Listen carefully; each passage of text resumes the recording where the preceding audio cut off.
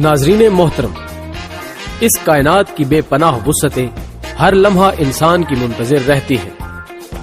السیرو فی الارض کی غرض سے ملکوں، شہروں اور کریوں گھومنے والے افراد اپنے پروردگار کا اوج کمال دیکھ کر خود کو سبحان ربنا کہنے سے روک نہیں پاتے۔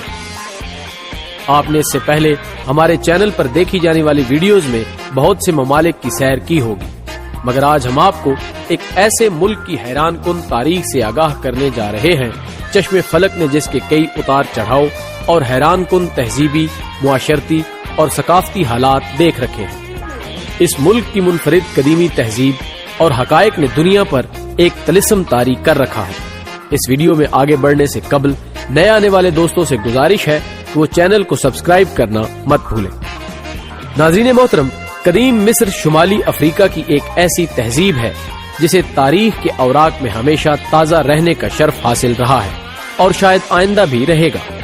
اب سے 15,000 سال قبل کا زمانہ جس میں انسان نے لکڑی سے اوزار، پتوں سے لباس اور پتھروں سے آگ جلانا سیکھا، اسے سٹون ایج یعنی پتھر کا زمانہ کہا جاتا ہے۔ یہ وہ انقلاب آفرین زمانہ ہے جس نے شکار اور ماہی گیری جیسے پیشوں کو مات دے کر زراعت کو جنم دیا۔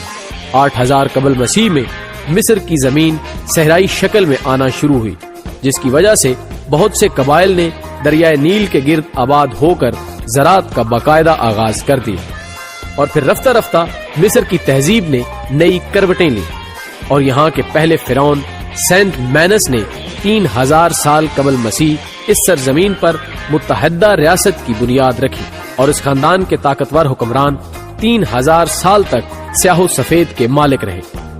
یہ وہی زمانہ تھا جس میں مصر نے عالمی طاقت کا درجہ حاصل کر لیا، مگر اس سے آگے چل کر 343 قبل از مسیح میں 30ویں فرعون نیکٹابودون نے جنگ میں شکست کھائی اور یہ مضبوط ترین ریاست فارس یعنی ایران کے قبضے میں آ گئی، جسے رومن افواج نے حملہ کر کے اپنے زیر تسلط کر لیا۔ اسے بعد میں حضرت عیسیٰ کے ایک حواری مرکز نے عیسائیت سے روشناس کروایا۔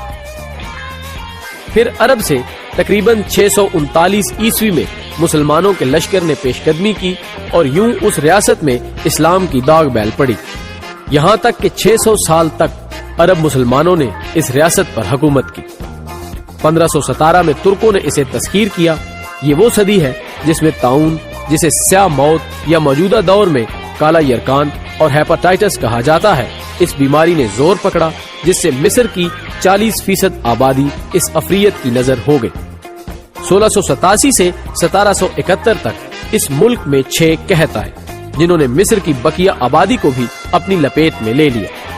1798 میں نپولین کی سربراہی میں مصر پر حملے شروع ہوئے، جس کے دفاع کے لیے البانوی ریجمنٹ کا کمانڈر محمد علی پاشا سامنے آیا، اور آخرکار اس نے فرانسیسیوں کو شکست دے کر مصر پر اپنی حکومت قائم کر لی۔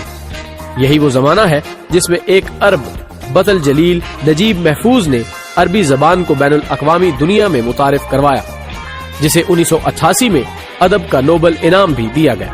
دریائے نیل۔ ناظرین گرامی، دریائے نیل کے بغیر مصر کا تذکرہ اور اس کی تہذیبی اور جغرافیائی اہمیت کی کوئی حیثیت نہیں۔ قرآن مجید میں 2 دریاؤں کا ذکر آیا ہے، سورہ فرقان میں دریائے فرات، جبکہ سورہ انبیاء میں دریائے نیل کا تذکرہ موجود ہے۔ یہ وہی دریا ہے جس پر اس زمانے میں زندگی کا انحصار تھا، مگر اس وقت ایک ایسی حیران کن رسم عام تھی کہ ہر سال ایک خوبصورت کنواری لڑکی کو مار کر دریائے نیل میں پھینکا جاتا تھا، تب جا کر اس میں روانی آتی تھی۔ یہ معاملہ فاتح مصر عمرو بن عاص رضی اللہ تعالی عنہ کے گوش گزار کیا گیا۔ انہوں نے خلیفہ وقت حضرت عمر رضی اللہ تعالی عنہ کو سارا واقعہ لکھ بھیجا، جس پر حضرت عمر رضی اللہ تعالی نے دریائے نیل کے نام ایک خط لکھا، جس کا متن کچھ یوں تھا: بعد حمد و صلات، اے دریائے نیل، اگر تو اپنی طرف سے اور اپنی مرضی سے چل رہا ہے تو بے شک نہ چل، اگر اللہ تجھے جاری رکھے ہوئے ہے تو ہم اللہ سے دعا کرتے ہیں کہ وہ تجھے رواں کر۔